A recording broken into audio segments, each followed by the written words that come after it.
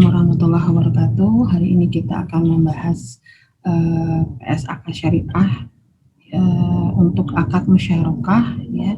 Ini ada di bab 8 ya di buku akuntansi syariah di Indonesia ya, textbook yang kita gunakan. Ya, nanti dibuka di chapter 8-nya di bagian penjelasan akad musyarakah. Musyarakah ini merupakan akad kerjasama berdasarkan prinsip Islam lainnya ya, selain yang pada pekan kemarin telah kita bahas, yaitu akad mudharabah. Perbedaan antara akad musyarakah dengan akad mudharabah adalah pada akad mudharabah kemarin ya ada pemisahan ya antara pemilik dana atau kita sebut sahibul mal dengan pengelola dana atau yang disebut mudharib. Ya, sehingga penyediaan dana biasanya memang ditanggung oleh si pemilik dana, walaupun ada memang jenis akad mudharabah yang memungkinkan mudharib juga ikut menyetorkan dana pada saat proses perjalanan aktivitas akad mudharabah tersebut ya, seperti yang telah kita bahas kemarin, yaitu mudharabah mustarakah. Nah, untuk yang musyarakah, perbedaan dengan mudharabah adalah keduanya sama-sama menyetorkan modal dan keduanya juga sama-sama mengelola dana, walaupun tetap ya ada yang namanya mitra aktif, ada yang namanya mitra pasif. Ya, mitra pasif dia seperti sebutannya ya, tidak aktif dalam pengelolaan dana tersebut, tidak aktif dalam pengelolaan usahanya. Yang lebih aktif adalah yang disebut dengan mitra aktif ya. Pada praktiknya ya, si mitra aktif itu sebetulnya juga dimungkinkan untuk menunjuk pihak lainnya untuk melakukan pengelolaan dana. Tapi nanti di ilustrasi soal ya akan lebih jelas ya teknis penghitungan akuntansi atau penerapan PSAK-nya seperti apa. Untuk PSAK-nya, akad musyarakah ini di PSAK syariahnya ada di PSAK 106. Kalau mudharabah yang pekan kemarin kita bahas, dia ada di PSAK 105. Nah, seperti yang terlihat ya di share screen ya, akad musyarakah ya didefinisikan sebagai akad kerjasama yang didasarkan atas bagi hasil. Nah, perbedaannya tadi sudah kita bahas ya, yaitu di mudharabah penyediaan dana spesifik ya akan diberikan dari si pemilik dana, sedangkan untuk pengelolaan dananya akan dilakukan oleh mudharib. Sedangkan di akad musyarakah keduanya sama-sama menyetorkan modal.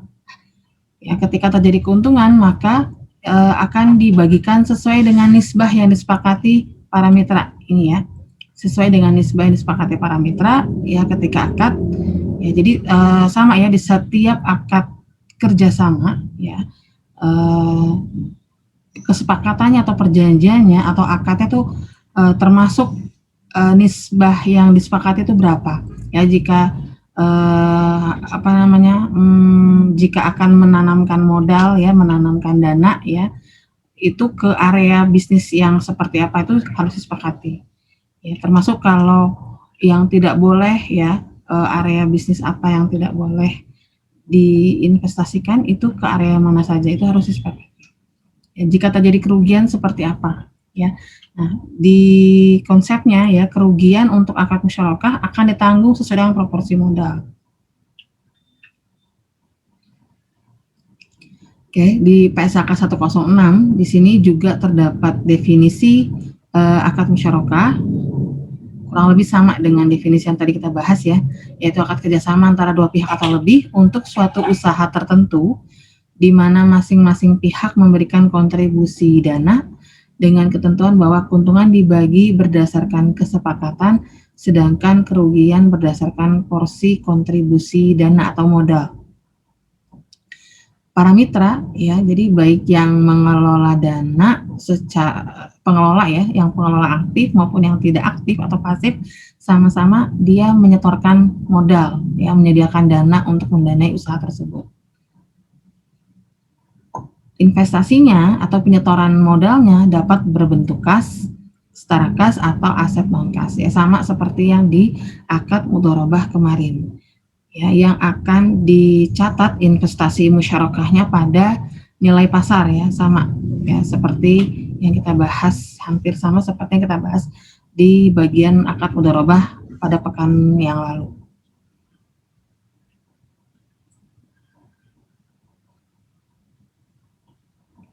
Baik, ya, di sini dijelaskan kurang lebih yang tadi sudah kita bahas ya. Jika terjadi keuntungan, maka akan dibagikan sesuai dengan nisbah. Kalau rugi akan dibagikan atau terdistribusikan sesuai dengan modalnya. Ya, tadi penjelasannya hampir sama ya yang telah kita bahas. Nah, dalam musyarakah, ya, aplikasi ajaran Islam adalah bagaimana menerapkan ta'awun, ya, ukhuwah dan keadilan. Ya, keadilan akan terasa karena menentukan nisbahnya untuk pembagian keuntungan ya, itu beda dengan porsi modal. Ya, karena akan disesuaikan yaitu keahlian, pengalaman dan ketersediaan waktu.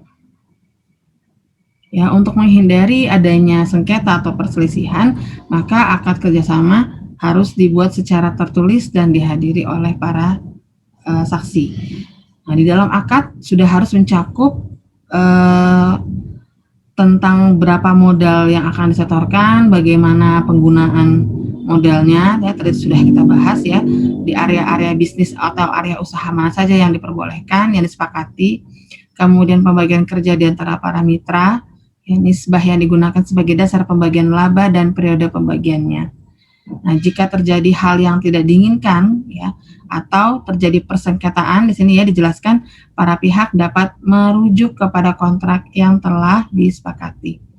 Jika terjadi sengketa dan tidak terdapat kesepakatan, ya, maka penyelesaiannya dilakukan berdasarkan keputusan institusi yang berwenang. Ya, misalkan di sini dicontohkan Badan Arbitrasi Syariah. Ya, jenis akad musyarakah yang pertama ada syirkah al-milk yang mengandung arti kepemilikan bersama yang keberadaannya muncul apabila dua orang atau lebih memperoleh kepemilikan bersama atas suatu kekayaan atau aset. Ya. Kemudian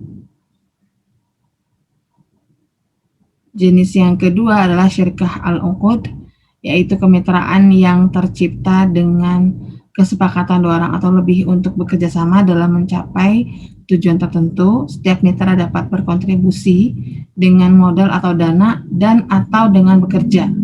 Jadi dia bisa dengan tenaganya ya, jika dia tidak berkontribusi dalam bentuk dana.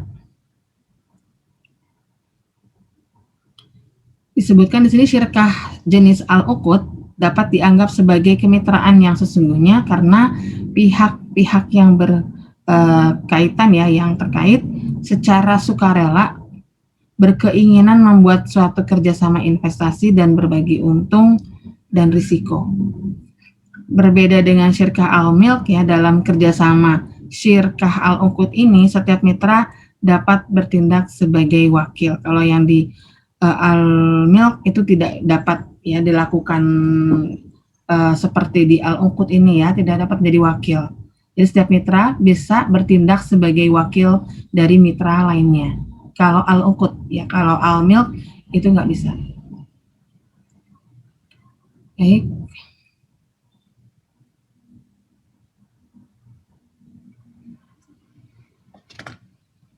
Tadi poin untuk yang kedua ya, yang syirkah al-uqud ini terbagi lagi ya menjadi syirkah abdan, syirkah wujuh, syirkah inan ya, kemudian yang terakhir syirkah mufawadah ya. Kemudian berdasarkan pernyataan standar akuntansi keuangan ya, musyarakah terbagi menjadi musyarakah permanen dan musyarakah menurun atau disebut musyarakah mutanakisah, ya, mutanakisah. Musyarakah permanen adalah musyarakah dengan ketentuan bagian dana setiap mitra ditentukan saat akad dan jumlahnya tetap hingga akhir masa akad. Ya, tercantum di paragraf 4 di PSAK 106. Nah, di sini disebutkan contohnya mitra A dan mitra P melakukan akad musyarakah menanamkan modal yang jumlah awal masing-masing 20 juta, maka sampai akhir masa akad syirkah modal mereka masing-masing tetap 20 juta. Nah, kemudian yang di jenis keduanya ya menurut PSAK 106 adalah musyarakah menurun atau musyarakah mutanakisah. Musyarakah menurun adalah musyarakah dengan ketentuan bagian dana salah satu mitra akan dialihkan secara bertahap kepada mitra lainnya sehingga bagian dananya akan menurun dan pada akhir masa akad mitra lain tersebut akan menjadi pemilik penuh musyarakah tersebut. Contohnya di sini disebutkan mitra A dan mitra P melakukan akad musyarakah. Mitra P menanamkan modalnya atau dananya sebesar 10 juta rupiah. Mitra A ya dan mitra A menanamkan 20 juta rupiah. Seiring berjalannya kerjasama akad musyarakah tersebut, modal mitra P 10 juta tersebut akan beralih ke mitra A melalui pengalihan secara bertahap yang dilakukan oleh mitra A. Sumber hukum akad musyarakah di sini disebutkan di halaman 155 ya, yaitu dari Al-Qur'an dan As-Sunnah. Untuk di Al-Qur'an ada di surat 4, surat An-Nisa ayat 12 dan surat nomor 38 ayat 24 ya. Di surat 4 disebutkan maka mereka berserikat pada sepertiga. Atau di surat nomor 38 dan sesungguhnya kebanyakan dari orang-orang yang berserikat itu ya bersepakat ya mengadakan kesepakatan untuk berbisnis ya berserikat, sebagian mereka berbuat zalim kepada sebagian yang lain kecuali orang yang beriman dan mengerjakan amal soleh. Ya, ketika mereka melakukan kesepakatan ya mengadakan akad, maka orang-orang yang beriman akan tetap amanah, maksudnya ayat ini seperti itu ya, tetap amanah, tetap konsisten pada poin-poin perjanjian ya, tidak melanggar perjanjian, tidak melakukan kecurangan ya, tidak menyalahi hak dari pihak lain. Itu maksudnya dari ayat ini. Di dasar hukum atau sumber hukum yang berdasarkan sunnah ini disebutkan ya di hadis riwayat Muslim, pertolongan Allah tercurah atas dua pihak yang berserikat sepanjang keduanya tidak saling berkhianat. Atau di hadis qudsi ya, aku Allah adalah pihak ketiga dari dua orang berserikat sepanjang salah seorang dari keduanya tidak berkhianat terhadap lainnya ya, maka Allah tetap menyertai ya akad tersebut. Ya, maka apabila salah seorang berkhianat terhadap pihak lainnya, maka aku keluar dari akad tersebut. Untuk rukun dan ketentuan syariah ini juga sama seperti pada akad mudharabah pekan yang lalu telah kita bahas ya. Ada pelakunya, ada objeknya, ada ijab kabulnya, dan nisbah keuntungan. Jadi sama ya, pelakunya harus cakap hukum dan balik ya, balik ini sama seperti yang jadi di setiap akad kerjasama ya, maka nomor satu pelakunya itu harus cakap hukum dan balik, itu sama semuanya ya. Di objek juga kurang lebih juga sama ya, model yang diserahkan itu boleh berbentuk non kas ya, dan dia tidak boleh dalam kondisi dia tuh meminjam ya. Yang modal yang ditanamkan tidak boleh digunakan untuk membiayai proyek atau investasi yang dilarang syariah. Ini juga sama. Jadi di setiap akad kerjasama ya biasanya poinnya ini sama ya. Poinnya akan sama. Poin pelaku maupun poin untuk objek ya. Poin untuk objek dan ijab kabul. Untuk nisbah ada beberapa hal yang agak berbeda ya. Cuma untuk 3 poin pertama dari rukun itu sama. Berakhirnya akad musyarakah akan terjadi jika ya ini juga sama ya seperti waktu kita bahas mudharabah, jika salah seorang menghentikan akad ya, salah seorang mitra menghentikan akad ya, salah seorang mitranya itu meninggal atau kehilangan akal, atau ketika modal musyarakahnya hilang atau habis. Nisbah ya dalam akad musyarakah dapat ditentukan dengan dua cara. Yang pertama sesuai dengan proporsi modalnya, ya yang pertama.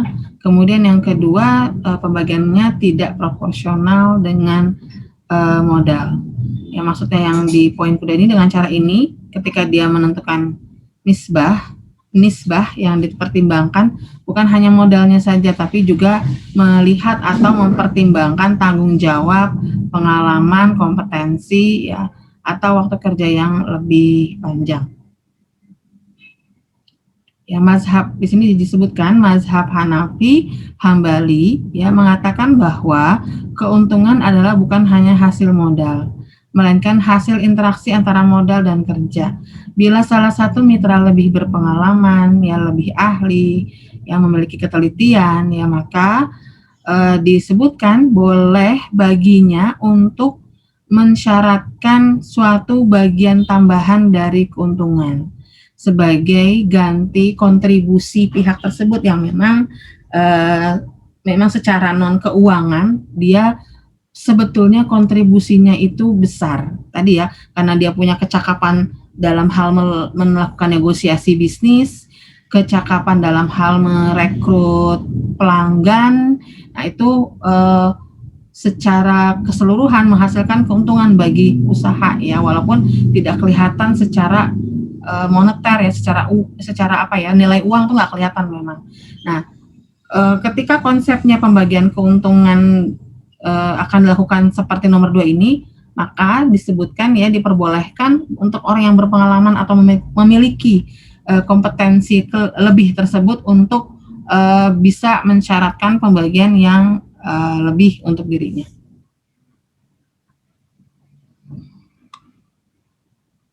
Baik, ini yang tadi kita dibahas ya, 106. Nah, perlakuannya di sini ada untuk mitra aktif dan mitra pasif. Secara konsep ini akan sama ya perlakuan akuntansinya, baik untuk mitra aktif maupun mitra pasif.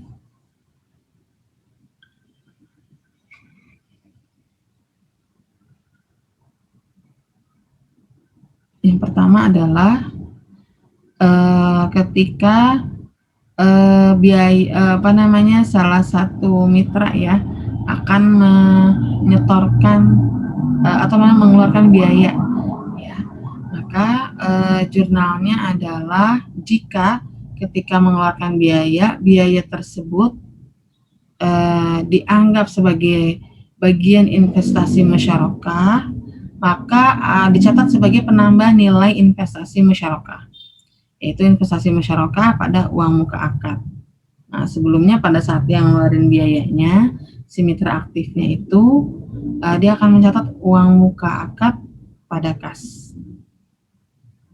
Tapi jika mitra lainnya tidak sepakat, ya tidak setuju bahwa biaya yang dikeluarkan oleh mitra aktif tadi menjadi bagian investasi musyarakah, maka akan dicatat dengan jurnal beban musyarakah di debit, kemudian kreditnya uang muka akad. Ya, jika tidak mau ya dianggap sebagai bagian investasi musyarakah. Tapi jika setuju dianggap sebagai bagian investasi musyarakah, dicatatnya investasi musyarakah di debit dan kreditnya uang muka akad. Jadi menambah investasi musyarakah. Yang nomor 3 ya, jurnal nomor 3 adalah jurnal untuk mencatat ketika terjadi penyerahan modal ya. Pertama, jika penyetoran modalnya atau investasi dalam bentuk kas. Ya, kita jurnal investasi musyarakah, strip kas, pada kas. Kemudian jika investasi yang dilakukan itu tidak dalam bentuk kas atau aset non kas, maka aset tersebut dinilai sebesar nilai wajar. Ya, jika nilai wajarnya, fair value-nya dari aset non kas tersebut lebih besar daripada nilai buku, Ya, berarti terjadi keuntungan ya, terjadi gain, maka oleh mitra aktif selisihnya akan dicatat dalam akun selisih penilaian aset musyarakah, ya, dilaporkan dalam bagian ekuitas.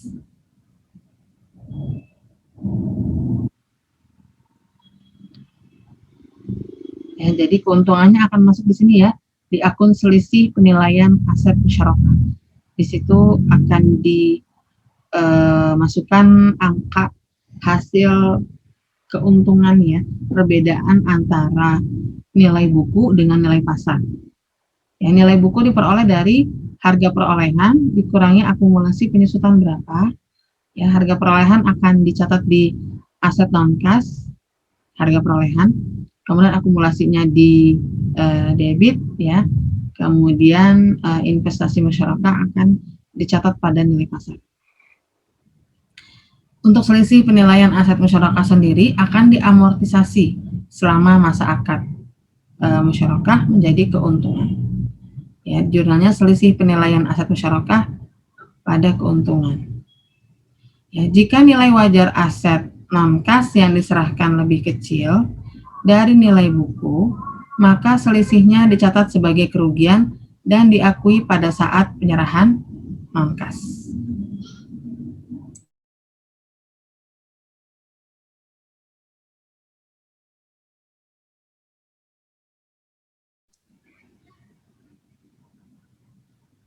Ya, ini jika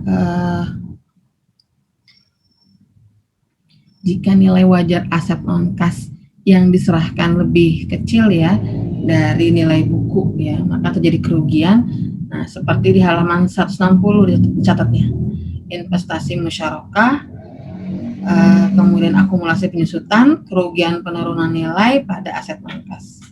Ya, apabila investasi dalam aset non-kas dan di akhir akad akan diterima kembali, ya maka atas aset non-kas musyarakah disusutkan berdasarkan nilai wajar dengan masa manfaat berdasarkan masa akad atau masa manfaat ekonomis aset dengan jurnal beban depresiasi pada akumulasi depresiasi. Ya, untuk mitra pasif apabila investasi dalam bentuk aset non-kas dan nilai wajar lebih besar dari nilai buku, maka selisihnya akan dicatat dalam akun keuntungan tangguhan yang akan dilaporkan sebagai akun kontra dari akun investasi musyarakah. Apabila dari investasi musyarakah diperoleh keuntungan, maka jurnalnya seperti di jurnal nomor 4 ya, kas atau piutang pada pendapatan bagi hasil. Ya, nomor 4 ya. Tapi sebelum dilanjutkan, jadi saya sebentar ke ilustrasinya ya. Ilustrasi ada di halaman 165 ya. Oke, kita lihat. Kita lihat di sini ya.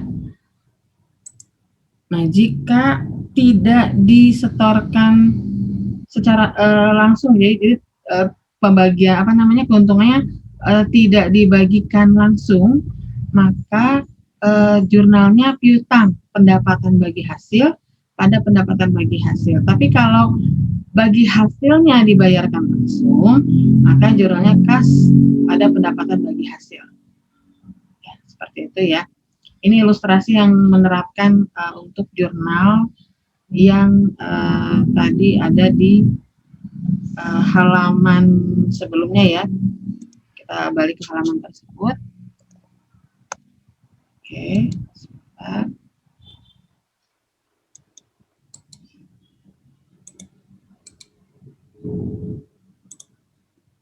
Ya, ini yang di halaman ini ya, di halaman 160 nih, yang nomor 4. Jadi tergantung ya kondisinya apakah keuntungannya tersebut dibagikan langsung atau tidak. Jadi kalau nggak dibagiin langsung, maka jurnalnya piutang pendapatan bagi hasil pada pendapatan bagi hasil. Tapi kalau dibagikan langsung berarti kas pada pendapatan bagi hasil. Ya, jika dibagikan langsung, jurnalnya kas pada pendapatan bagi hasil. Nah, apabila yang diperoleh rugi ya, kondisinya usahanya rugi, beban lebih besar daripada pendapatan, maka jurnalnya kerugian dicatat di debit, kreditnya penyisihan kerugian. Ya. Apabila modal investasi yang diserahkan berupa aset non-kas dan di akhir akad dikembalikan dalam bentuk kas ya sebesar nilai wajar aset non-kas yang disepakati ketika aset tersebut diserahkan. Maka ketika akad musyarakah berakhir, aset non-kas akan dilikuidasi atau dijual terlebih dahulu. Ya, ini nomor 5 adalah untuk menjurnal di akhir masa akad ya. Jadi ketika akad berakhir ya, penyelesaiannya akan dijurnal seperti di jurnal nomor 5 ya.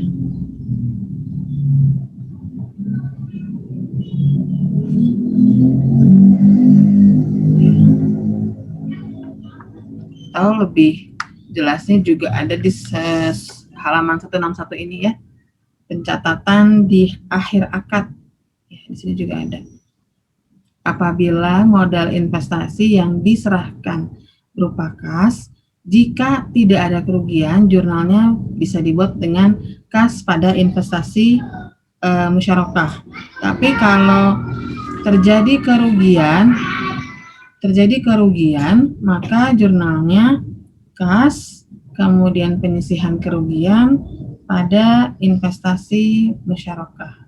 Ya, jika terjadi kerugian, ya.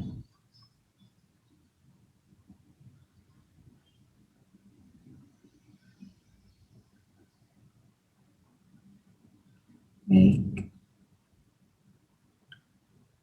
Oke, pengungkapannya juga ada di halaman 162 ya. Nah, yang di bawah ini adalah akuntansi untuk pengelola dananya.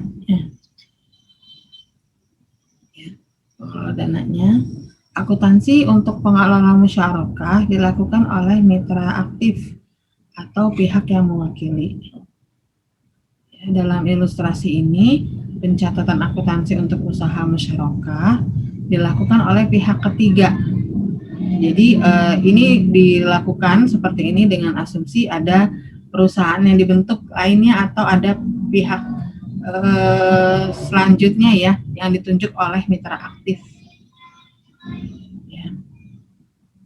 Penerimaan dana musyarakah dari mitra pasif atau mitra aktif diakui sebagai dana syirkah temporer. Nah, kita lihat ya, kalau di jurnal itu ya seperti yang di ilustrasi yang tadi ini ya.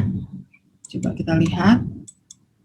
Nah, ketika ada penyetoran dari mitra ya, seperti ini ya, kas pada dana syirkah temporer, nah, bisa langsung dibedakan. Yang mitra aktif itu memberikan 100.000, yang mitra pasif memberikan 50.000. Jadi totalnya 150.000. Oke.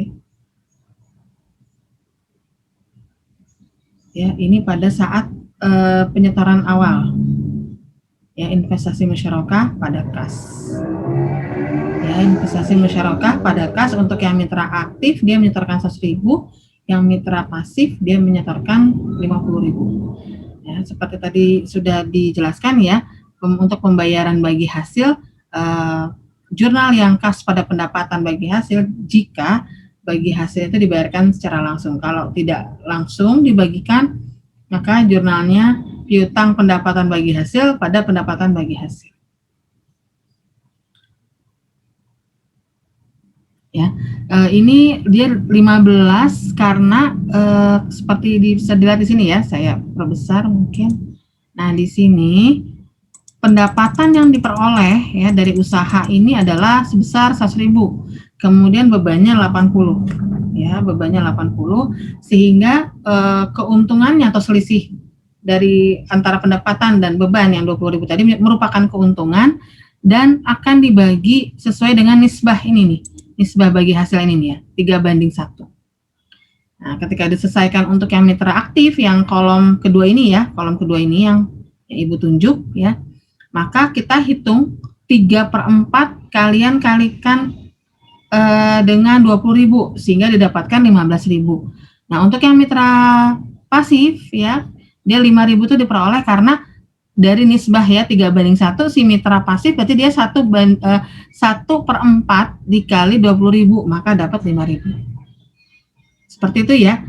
Nah, perbedaan yang di atas dan di bawah ya sudah Ibu jelaskan ya. Kalau yang di atas itu jika dibagi langsung, yang di bawah jika tidak langsung dibagikan.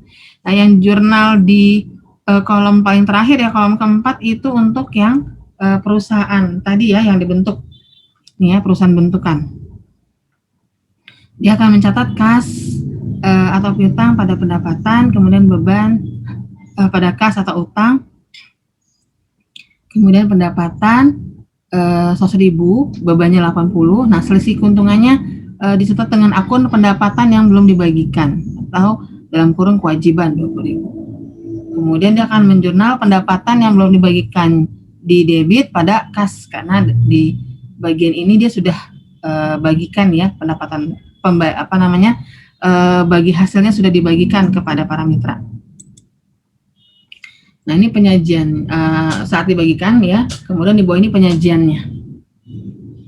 Ya, jadi yang ini saat dibagikan, kalau yang di atas kan saat diakui dulu ya bahwa sudah ada nih pendapatan tapi memang belum dibagikan. Piutang pendapatan bagi hasil pada pendapatan bagi hasil, kemudian di bawahnya kas pada piutang pendapatan bagi hasil ya. Sesuai dengan tadi proporsi 3/1 kali 3/1 untuk membagikan keuntungan sebesar 20.000 ya. Sehingga yang aktif ini 3/4 kali 20.000, yang pasif ini 1/4 kali 20.000 ya. Penyajiannya ya investasi musyarakah 100.000, penyisihan kerugian 0, maka investasi netnya 100. Untuk mitra aktif, untuk mitra pasif investasi musyarakahnya 50.000 ya, penyisihan kerugiannya 0 ya, tidak ada kerugian. Kemudian investasi net untuk mitra pasif ya sebesar 50.000 ya. 50.000-nya bisa terlihat di sini ya. Nah, ini ya, investasi musyarakah 50.000, investasi musyarakah 100.000, yang diperoleh dari situ ya. Untuk yang perusahaan, ya dia menyajikannya seperti ini ya, di sisi kewajiban, kalau mereka yang mitranya di sisi aset, yang perusahaannya ya, si pengelola aktifnya, dia mencatat atau mengungkapkannya di sisi kewajiban, ya.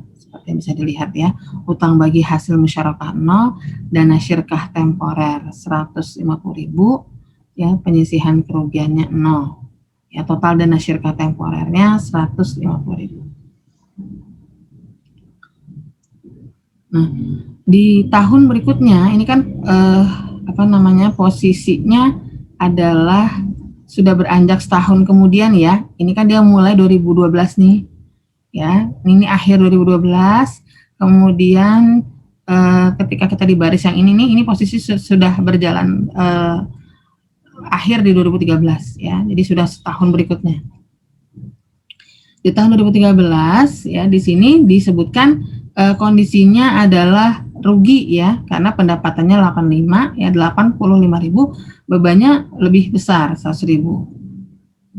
Ya, ada rugi 15.000 ya. Untuk perusahaan yang ngelola seperti ini ya, sama seperti tadi, hanya bedanya dia di jurnal yang ketiga dia penyisihan kerugian. Kalau yang di tahun 2012 karena keuntungan, dia akunnya pendapatan yang belum dibagikan dalam kurung kewajiban, sedangkan karena rugi maka dia jurnalnya penyisihan kerugian. Ya, kemudian untuk mitra-mitranya kerugian pada penyisihan kerugian. Ya, di sini tadi sudah kita bahas ya, kalau terjadi rugi di akad musyarakah, maka pembagiannya adalah sesuai nisbah modal. Ya, 2/1. Ya, 2/1 karena tadi kita sudah bahas ya, si mitra aktifnya nyetor 100.000, mitra pasif menyetorkan 50.000 ya, 2/1. Oke, 2/1 berarti untuk yang mitra aktif ya 2/3 kali 15.000, mitra pasif 1/3 kali 15.000, maka dapat 5.000 untuk yang mitra pasif ya. Kemudian ini penyajiannya penyajian di laporan keuangan ya, seperti yang tadi tahun 2012 ya, para mitra mencatatnya di sisi aset, sedangkan perusahaan yang mengelola dia mencatat di sisi kewajiban. Ya, awalnya ada investasi masyarakat 100.000 ya tadi ya di akhir 2012 ya. Nah, ini sudah tahun 2013 kita cantumkan investasi masyarakatnya 100.000, kemudian di tahun 2013 ada kerugian. Ya, jadi ada penyisihan kerugian 10.000, maka investasinya netnya 90 untuk mitra aktif. Untuk mitra pasif tadi ya, dia menyetorkan 50.000 ya. Kemudian ada penyisihan kerugian 5.000. Sehingga investasi netnya menjadi 45. Ya, nanti kemudian itu menjadi kumulatif ya di sisi perusahaan yang ngelola. Dana syirkah temporer 100 tambah 50 jadi 150.000, penyisihan kerugian 10.000 dari mitra aktif, 5.000 mitra pasif, sehingga totalnya 15.000 ya, dan dikurangkan jadi 135. Nah, pada akhir akad nih ya 1 Januari 2014 ya, maka di jurnal untuk yang mitra aktif ya kas pada kas penyisihan kerugian pada investasi musyarakah.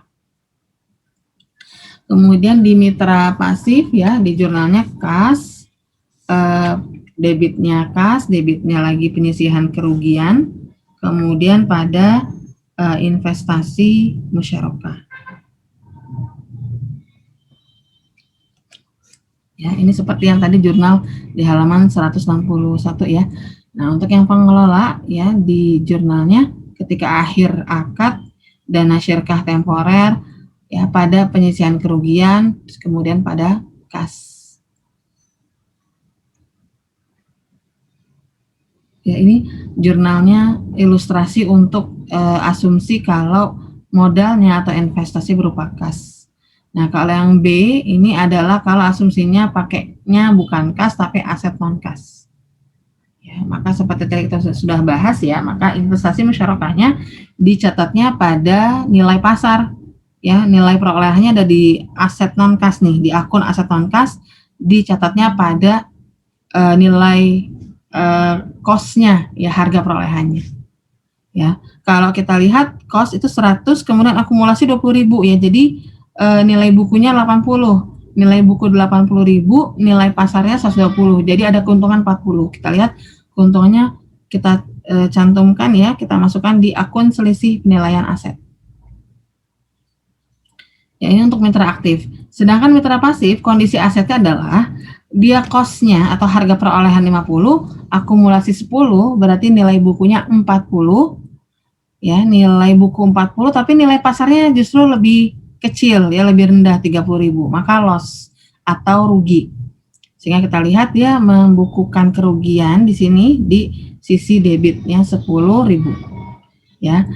Kemudian di kolom yang paling terakhir ya, paling kanan di sini mitra perusahaan pengelolanya dia akan mencatatnya berdasarkan sama seperti tadi ya, dengan asumsi penyetoran kas yang poin A. Nah, ini kan poin B nih, kalau disetorkannya asetnya bukan kas tapi non kas. Tapi logika pencatatannya masih sama, dia akan memisahkan yang mana yang dari mitra aktif, yang mana yang dari mitra pasif. Ya, kemudian di akhir periode akan di jurnal untuk penyusutannya masing-masing ya di masing-masing mitra. Ya, karena masing-masing mitra menyetorkan aset non kas. Kalau yang disetorkan kas ya tentu tidak ada jurnal beban penyusutan pada akumulasi penyusutan. Ya, kita lihat di sini selisihnya seperti yang sudah kita bahas ya ketika membahas jurnal di halaman yang sebelumnya, bahwa dia akan diamortisasi berdasarkan masa akadnya ya. Di sini masa akadnya 2 tahun, jadi 40.000 dibagi 2, 20.000. Kemudian di tahun 2012 kondisinya pendapatan 100, bebannya 40, sehingga ada keuntungan 60.000. Ya. Ini juga sama seperti ketika nyetornya pada contoh yang poin A ya, nyetor modalnya dalam bentuk kas ya, maka sama persis hanya bedanya memang ada jurnal beban penyusutan, ada selisih penilaian aset, ya, itu yang membedakan antara nyetornya kas dengan aset non kas. Ya, seperti itu ya pembahasan untuk akad musyarakah. Ya, semoga dapat dipahami. Terima kasih. Assalamualaikum warahmatullahi wabarakatuh.